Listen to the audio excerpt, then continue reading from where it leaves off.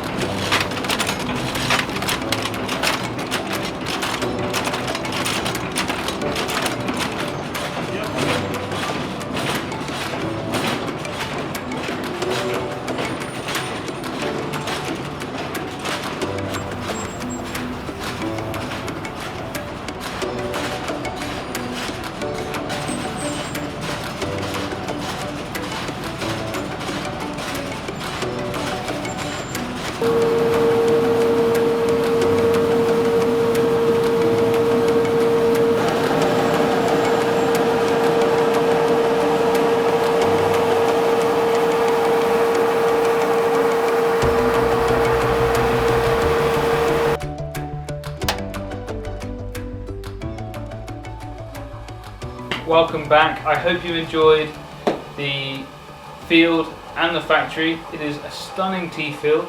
That area is amazing. I always thoroughly enjoy it, and this is why when we say Aki is the chairman without a chair, we're all quite jealous of him, because that's his office every single day.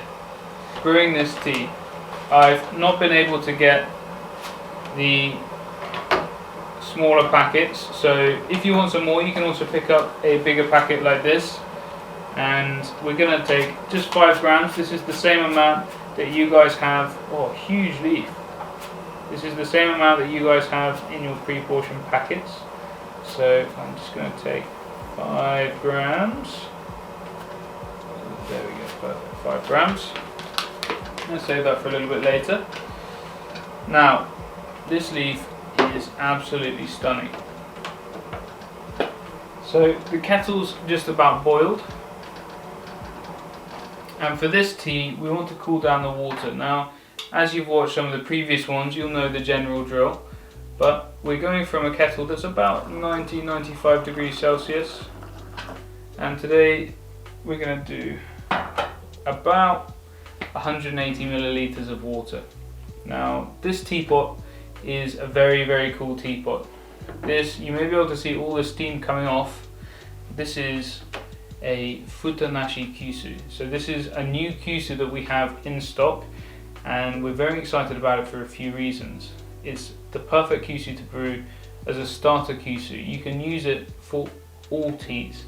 It's got a fine filter, but the thing I like about it, and it's the name for it as well, is Futanashi, which means no lid teapot. No lid teapot, Futanashi Kyusu. So there's a few reasons why this is really great for Japanese tea. Firstly is Japanese tea likes typically cooler temperatures, so we're able to get a much cooler temperature as we're brewing the tea, because it's able to give out that heat much more easily. I am just going round and I'm pouring the water into the cups to reduce that temperature further. So the goal is to brew at around 60 to 70 degrees Celsius for 90 seconds. As we've gone from the kettle, which was about 90-95, we bring it down 10 degrees by putting it into the Kyusu, and from there we've got 80-85. So we're going into the cups, which is about 70-75, and then lastly I'm going to put it into the pitcher, which will bring it down just another notch as well. We're then going to be putting the leaf now into the empty teapot, and we'll see what aromas we get.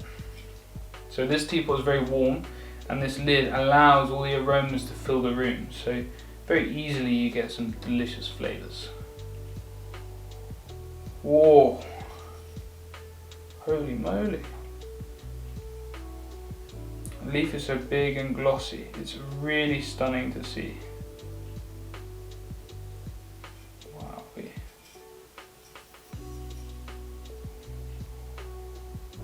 Now, the cultivar of this tea has an interesting name. So the name is Forest Glow, but that's the translation from the Japanese, which is Komorebi. Now, Komorebi means something very beautiful. Sunlight overflowing through the tree leaves. Now, the reason why we chose it for this particular cultivar, which is Sayama Kaori, is because we wanted to be able to encapsulate that feeling when you're walking through a forest and you have all the beautiful beams of sunlight coming down. You feel very comforted and warm, and this tea has some of that to it as well. So it's grown in an area where you can only get to through the forest, and you have to go through this on your way through. So we felt like it was quite a fitting name, and that's a good temperature now. And typically, to know if you're able to hold it in your hand and it's not going to burn you, you don't have to take it out of your hand too quickly, then the pitcher is the right temperature and so is the water. So we're going to be brewing for 90 seconds. So I'm going to start brewing now, and feel free to use a timer. One of the great things about having no lid on your teapot is you're able to very easily see the leaf as it's brewing. The good thing about that is as you're looking at it, you can tell when it's ready to be poured. We're looking for around 65% of the leaf unfolding, unraveling, unfurling, and then that's the perfect time for us to pour the tea from the teapot. Now we've just finished 90 seconds, so I'm going to pour this little by little into the pitcher.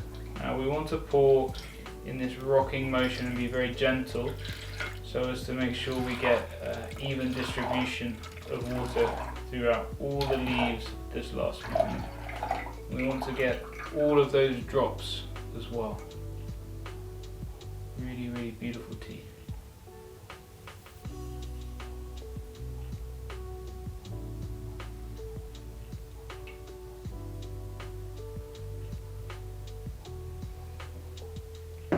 So if you look at that beautiful liquor, really stunning.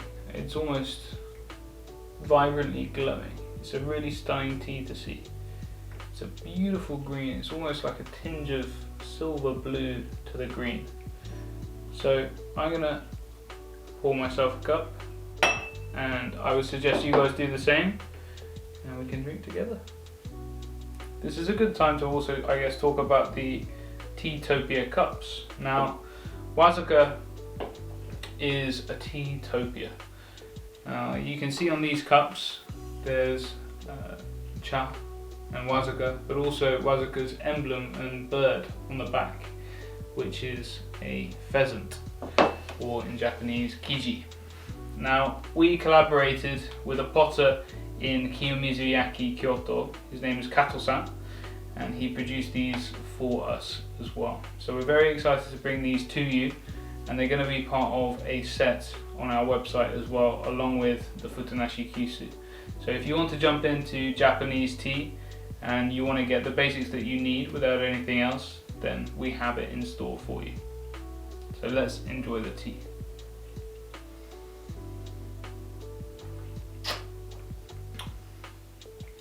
Wow, oh my goodness. Sometimes I surprise myself. Now that tea,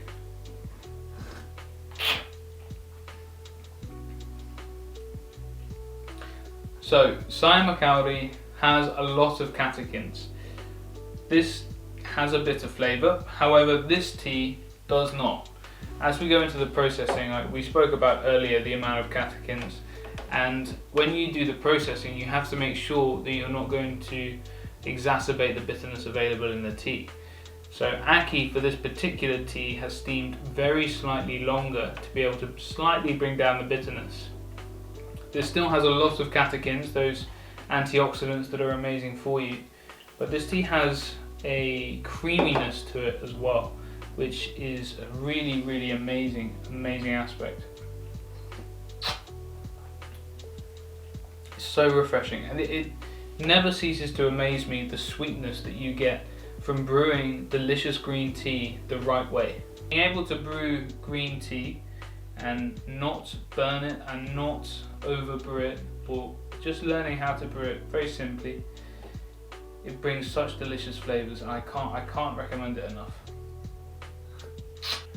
Delicious. So from here I would recommend playing around with these brewing parameters, but here's a good starting point: about 70 degrees Celsius, the 5 gram packets that you have, and about 180 milliliters of water, and brew for 90 seconds. That's a good first infusion. Subsequent infusions, you can reduce the time right down to about 30 seconds and 80 degrees Celsius for the second infusion, and third infusion you could go to 90 degrees Celsius and brew for about a minute. But play around with these parameters, and this is a delicious tea that I really hope you get to enjoy. This is going to bring today to a close, so I want to thank you for watching all the way through, and also to our Tea Club members for all their support with our Tea Club and it means we're able to bring them delicious teas quarterly, as well as being able to maintain our farming practices in Wazuka from generation to generation. So thank you very much, and we'll see you in the next one.